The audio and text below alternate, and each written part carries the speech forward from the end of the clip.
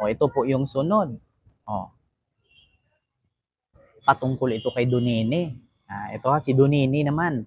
O, itong kay Donini ngayon mga kababayan, nagpapatunay na protektor talaga si Donini ni AA. Kilala niyo naman si Atong Ang. Ito po mga kababayan.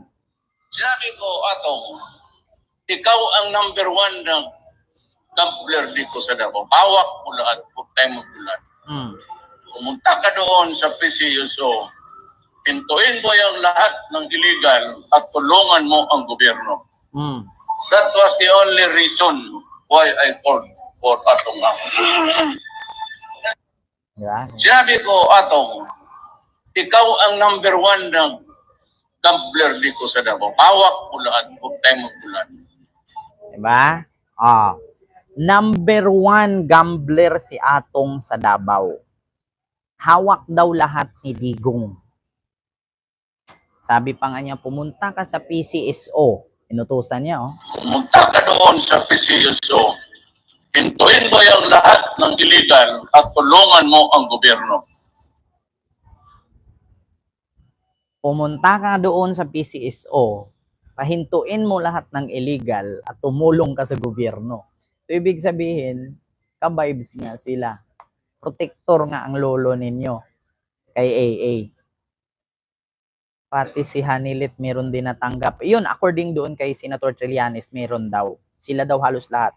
Si Pulong, si Basti, si Hanilit, si Digong, si Sara. Sabi ni Senator Trillanes doon sa kanyang aligasyon. Diba? Nakita nyo mga kababayan? Ay, Diyos ko. Diba? So, hawak daw lahat ni Digong ang sugal sa Davao. Alam daw ni Digong, kaya inutusan daw ni Digong si Atong Ang na pumunta sa tawag dito PCSO na ipahinto lahat ng illegal at umulong daw sa gobyerno. Magkano ba ang bigay ni Atong Ang dyan sa government nung Sabong? 600 million plus a month, billion a year. Billion a year. Kaya sabi ko sa inyo mga kababayan, so amo pala, no? Boss pala ni Atong Ang itong si Digong. My God.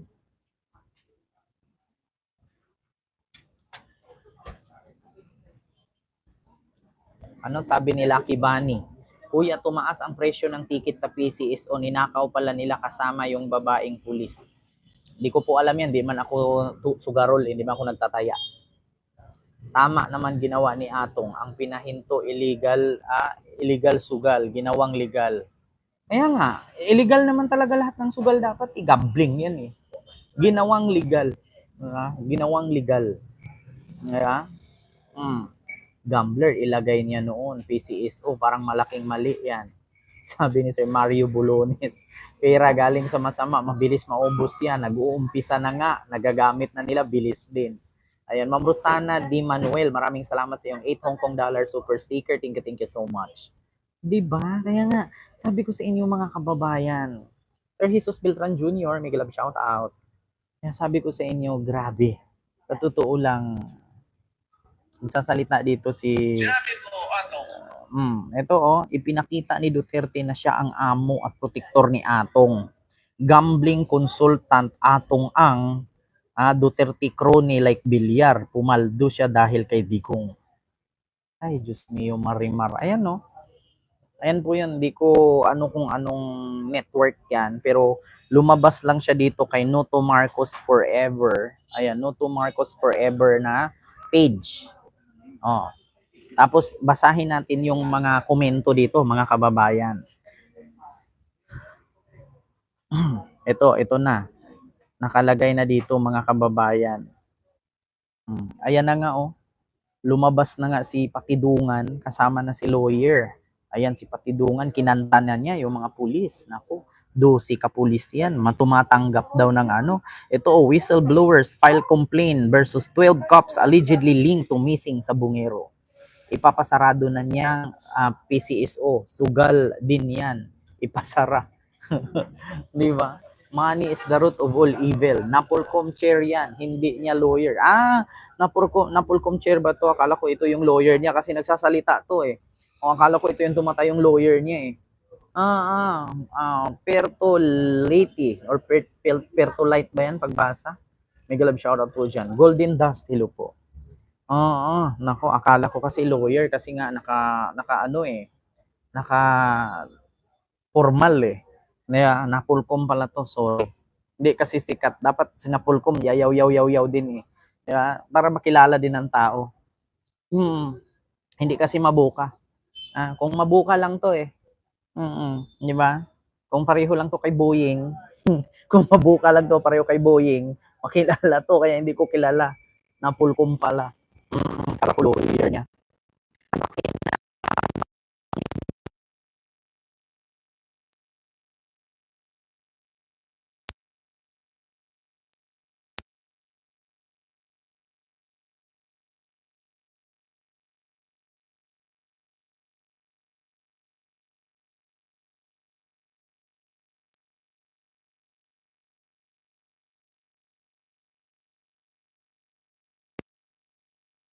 Na ganyan din dahil lang sa sugal na iyan maraming pinatay. Sisingilin po kayo ng ginawa ninyo sa kapwa, sabi ng Bible sa Exodus 20:13, Revelation 21 verse 8.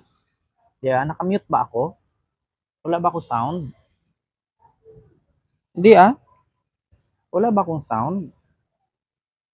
Meron naman Alcaraz. Wait lang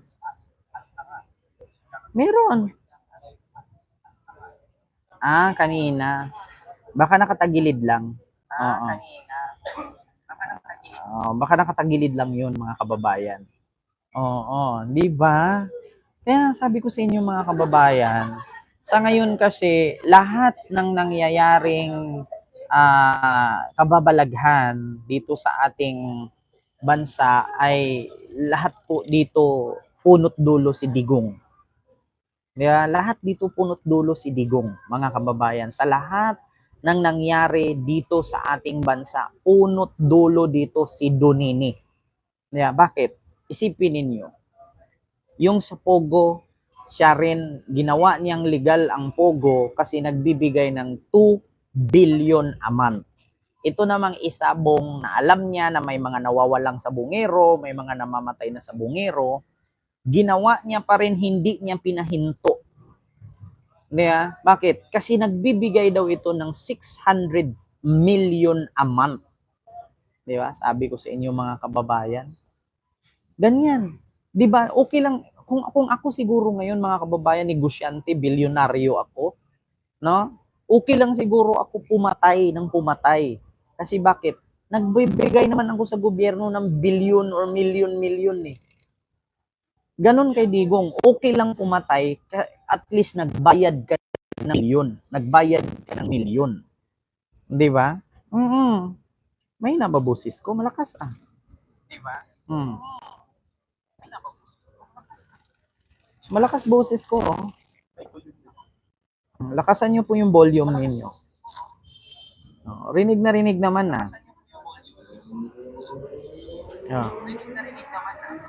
Di ba? So, yun, ito, meron pa ako iparinig sa inyong isa mga kababayan. Ito, Digong to Isabong. Isabong Digong to Isabong. Ito. Sa Isabong ng gobyerno. I make it public now. It's 640 million a month. And in a year's time, it's billion plus. Saan tayo maghanap ng pera ng gano'n na kadali? Kaning Isabong gives government 642 million ang buwan. In 1 year, it gives the government billions. It's not the fault of the management of kanang nagsabog. It's the fault of evil men. Sayang wala tayong pera. We're short of money. Kaya ako, pumayag na, pati sa Pugo. Ako, I will admit that talagang binigyan ko ng imprimatur. And the only reason is, sabi ko nga, because it gives income to government. Hindi ko hininto kasi kailangan ng pera sa isabong ng gobyerno. I make it public now. It's 640 million a month. And in a year's time, it's billion plus. Saan tayo maghanap ng pera ng gano'n na kadali? Kaning isabong gives government 642 million ang buwan. Rinig ninyo, mga kababayan. Di ba? Nagbibigay ng 600 million a month yung isabong. Kaya nga hindi niya pinatigil at hindi niya pinapahinto na alam naman niya na tawag dito, alam naman niya na may mga nawawala na. 'Di ba? Oh, may mga nawawalang sabungero, syempre naghahanap na yung pamilya kung saan na yung anak nila, pamangkin nila, kapatid nila, tatay nila, hindi na nakikita. Oh, ngayon, syempre marami nang nagrereklamong pamilya kung saan na napunta yung kapatid nila, tapos may mga dinukot na, oh, may mga kinidnap na. Oh, tapos ngayon nalaman-laman natin nandoon na sa Taal. Oh, butot balat na, hinulog na doon sa Taal Lake. Sinako na. Oh, kasi kung noon inumpisahan ng investigasyon, tapos na sana yan. Kaya hindi na tuloy-tuloy ang investigasyon yan kasi alam niyo bakit? Nagbayad daw kasi ng 600 million o 640 million a month. 'Di ba? Oh, 60 billion kita, 600 million lang sa gobyerno. Sabi nila Kibani. Ang tanong, saan na yung pera? Yun nga, Sir Celso Pineda eh. Yun nga ang tanong ngayon, kung saan na ng pera na yan at saan na nadala? Sinong kumupkup niyan? Sinong may hawak niyan ngayon? Diba? Yun ang pinakamalaking tanong, mga kababayan. Nasaan na yung pera na yan ngayon? Diba? So yun lang mga kababayan, yung ating patungkol dyan kay Digong na mismong sinabi ni Digong na siya mismo nag-utos, inutusan niya si Atong Ang kasi hawak daw ni Digong ang lahat ng gambling or sugalan ni Atong Ang sa Davao. Kaya inutusan niya na papuntahin si Atong sa PCSO para itigil itong mga illegal. Ayun nga, natigil ang illegal, ginawang legal. Diba? Wala sa gobyerno yan, sabi ni Marcos Ferdinand Jr. Ilang pulis, ito na mga kababayan,